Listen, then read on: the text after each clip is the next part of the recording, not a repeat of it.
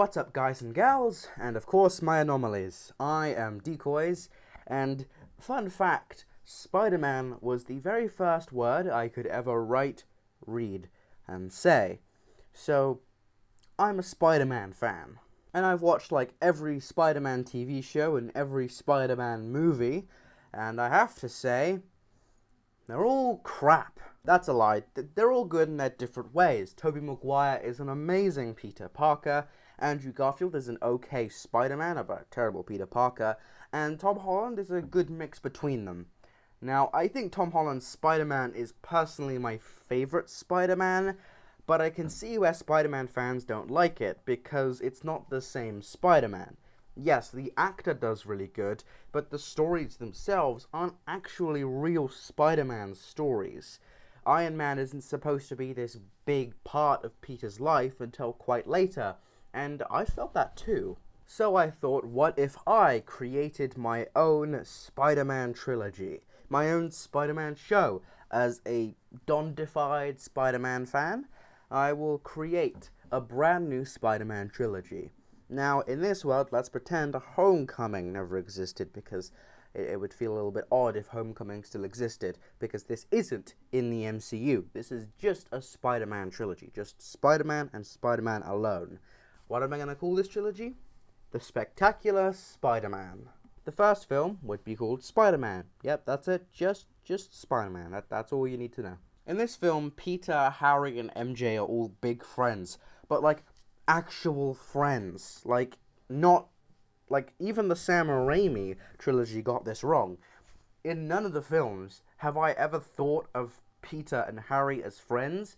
In the Sam Raimi trilogy, they were at each other's throats. In the Amazing Spider-Man trilogy, they were, like, maybe acquaintances at most.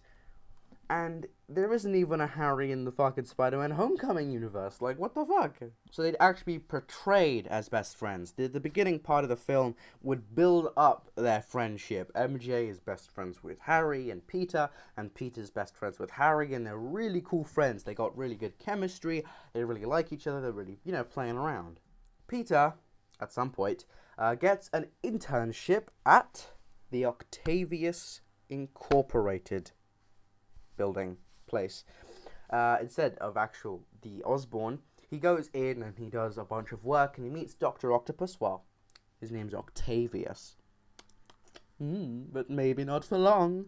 And he'd get bitten by a spider. The spider wouldn't actually die, it would crawl back into its cage. That's a setup for later. Now it goes similar to the Sam Raimi. He becomes a wrestler. He's really young, so they let him in. They're like, oh, look at this new, youngest pogchamp person, yeah. He finds out the bank is being robbed, but he ignores it. He's like, well, that's not my issue, because I'm fucking Spider-Man. So he goes off and Aunt May dies. Plot twist, Uncle Ben died before the movie even begun. Aunt May is now dead. Spider-Man has no home because Aunt May is dead. Boom shakalaka. This would force Peter to move in with his best friend, Harry. Because Harry's rich and they're best friends. So they're like, hey, let's move in together, bro. And so Spider-Man is born. He heads out there with a pretty, roughed up and pretty low-budget suit. And goes out there and beats up people with crime. Now, the film would explore his crime-fighting abilities a little bit more, until eventually he lets it slip, and Harry figures out, or at least finds out, that he is Spider-Man. But instead of calling the police or anything, he funds Spider-Man, and he helps Spider-Man with getting him this really high-quality suit, and he gets some web shooters. Now, in this version of Spider-Man, his webs are organic, but he can't aim them. It's basically just an explosion of web. He needs web shooters to actually aim and, direct the web. Because, personally, web shooters organically are a lot more both interesting, and it also makes more sense. Because the technology doesn't make any fucking sense. But if he had superpowers that made it, it wouldn't have to make sense. So I don't know why they didn't do that in the first place, but okay. And so the Spectacular Spider-Man suit is born. So the main villain of the film will be Mr. Negative, who is dictating all these bad things happening, because he seems like a pretty badass villain. But, of course, Spider-Man loses the first battle, and he's like, oh no, oh no, ah. And so Harry decides to help him, and he creates his own suit, which is similar to the Green Goblin suit. He's got, like, flying shit and everything. And he becomes the Green Crusader. So Spider-Man and the Green Crusader, they have this big fight against Mr. Negative, and it's, like, so badass and awesome and cool and badass and oh. After defeating Mr. Negative, they decide to, like, head on home, and they're, like, walking through the streets. People are like, yay, Spider-Man, yay, the Green Crusader. And it's nighttime, but they see something in the distance, a meteorite. It heads down and crashes into a nearby lake, sending this massive shockwave out. And Spider-Man's like, holy shit, oh my god, we gotta go. And so they start running towards that area, but behind them, there's this massive explosion and the building is set on fire. And so the Green Crusader, or Harry, goes, no, I got the building, because I have, like, I have water in my suit. I've got the fire. You go check out that. I'll check out this. So this is the final scene where they look each other in the eyes, and they split up. And there's this kind of scene. It pulls out and reveals Dr. Octopus is watching them.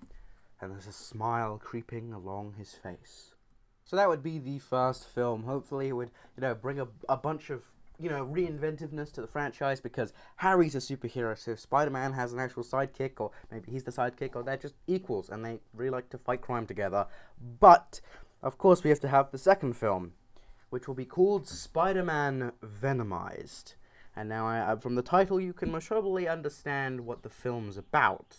So the film will start off exactly where it left. Spider-Man is heading towards the water, the lake where the meteor crashed, while the Green Crusader is heading off towards the explosion. The civilian that's acting really strange and powerful, so Spider-Man has to kind of knock him out. Whatever's controlling the citizen, which is Venom, just locks onto Spider-Man and begins crawling up him. It's about to take him over, but there's another explosion from the distance, and the symbiote is, completely, eradicated from the sound, except a little bit that's left from Spider-Man's back that he can't see. Spider-Man heads off towards the explosion to see if the Green Crusader is alright, and finds the Shocker, with Harry super badly injured. Spider-Man beats the fuck out of Shocker, and finds Harry an ambulance. Norman Osborn comes out of hiding, because in this film he's quite a bad father, he's never there, to see his son. While this is happening, the symbiote begins to take over Spider-Man. He begins to feel more powerful, and he begins to feel a bit more aggressive. He comes on to MJ a bit too hard, a tad aggressive, a hashtag me too. He then makes fun of and humiliates Flash. I don't know how he would do it, but he's absolutely destroyed Flash's life. He's gotten him kicked from the football team. All of his friends hate him, basically really badly. There's then a montage of him being really powerful. He beats up the Vulture, he beats up Electro, and he beats up the Rhino. But then it begins to affect his mind and body permanently, even when he's not using the suit. Harry, meanwhile, recovers, but has no memory. He's got amnesia. Spider-Man figures out the weakness of the Venom suit and decides to get rid of it. So he goes to the bell tower, and he has the similar scene to Spider-Man 3, or he could use it a different way. That could just be a callback to Sam Raimi. So he gets rid of it. The symbiote seeks out and finds Flash, which the symbiote knows Spider-Man hurt, well, Peter Parker hurt, and it's going to be awesome. Harry then figures out he was the Green Crusader because, these kids are supposed to be super intelligent, remember? And now he's angry at Spider-Man for kicking him off the spotlight. He's like, well, I was the Green Crusader. I got hurt once, and Spider-Man didn't come to save me. He didn't try and find me. He knew my secret identity, because there's, pictures of Spider-Man and him. So he's he knew my secret identity, but he didn't come to see me? What a bastard. So he gets really angry at him. And he develops a super serum. He takes it and becomes the Green Goblin. Venom and Green Goblin meet at some point in the film. Green Goblin finds out Spider-Man's identity from Venom, and he's just, Peter has hurt MJ now, and he's wanted to hog the spotlight, and just, Harry hates him now, because not only did Spider-Man didn't want, he was taking all the thunder, he thinks Spider-Man just didn't want him back, because he wanted to be the best one. Now his best friend has betrayed him. So they decide to team up against Spider-Man. The fight is long and hard and extremely dangerous for our good old friend, the Spider. Unfortunately, Spider-Man loses. He almost dies and ends up with MJ discovering Spider-Man's true identity. After like that moment where she's like, blah blah blah blah blah, motivation, yeah. He beats them up, he wins. Congratulations. Flash is arrested and Harry is unfortunately paralyzed from the neck down. Now Spider-Man is living in an apartment because he was obviously kicked out of Harry's place, and he's trying to find a job at the Daily Bugle. And so we cut to something really, really interesting.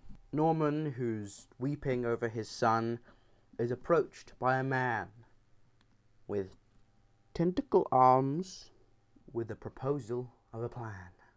And that would be Spider-Man 2. Spider-Man Venomized. Hell yeah, woo! The third film is the spectacular Spider-Man. So it takes place right after Spider-Man 2. He's battered and bruised from the Venom and Green Goblin fight. In a different area, the Sinister Six are recruited, all of them. So we got Vulture, Electro, Rhino, Scorpion, Doc Ock, the other one, and the other one. Haha. Spider-Man's now basically homeless, so he gets a job at the Daily Bugle, and he's set to Peter in the original Sam Raimi trilogy, where he's now living on his own, and he's like not even making rent, and he's doing all that. Electro, Scorpio, and Rhino attack him, nearly killing him. It would be a really big fight because he's so injured he can't actually take them on. He also doesn't have the suit, which he used to take on Electro, Vulture, and Rhino. The Sinister Six then reveals themselves to him and like, haha, we are six. There are six of us. Spider-Man, you will die. So Spider-Man manages to escape and tells MJ. And after this kind of big argument, MJ convinces Peter Parker to let her become a Spider-Man. So they break into Doc Ock's place, and they let MJ get bitten by the same spider. That was the reference from the first film when the spider climbed back into the thingamajig. But Doc Ock finds them, and a big battle ensues. MJ doesn't have her powers yet, so Spider-Man has to fight Doc Ock one-on-one. He gets badly injured, but they manage to escape, and MJ gains her powers. Then they have to break into the Osborn facility to get the technology for another suit. Harry finds them in his little wheelchair, and he says, I forgive you, Peter Parker. It's pretty nice, he forgives them. So Harry helps them design a new suit, and Silk is born. I know Silk is like a different character, it's not MJ, but Spider-Woman sounds dumb as fuck. Spider-Girl sounds weird as fuck. Silk just sounds better, okay? Shut up. So Doc Ock decides to say, hey Spider-Man, we'll give you a fair fight. If you can beat all six of us, you can win, right? Because we won't, attack you in your sleep, okay? We need a fair fight. So he meets Doc Ock, Electro, Rhino, Scorpion, and Vulture, all at a predestined location. They have this evil plan, blah, blah, blah, blah, blah, blah, blah, very evil, very evil, very evil. Spider-Man's like, where the fuck's the sixth one? And then the Hobgoblin is revealed, which is Norman, who used the serum. And he's not the Green Goblin, he's the Hobgoblin. I know, so pog. But then he reveals he's got backup, which is Silk, and they have this big fight. The Six and the Spiders, they fight. The battle is long, it's dangerous, there's tons of twists and turns. It'll be super pogchamp. But eventually they manage to defeat them. And the Hobgoblin gets away, unfortunately.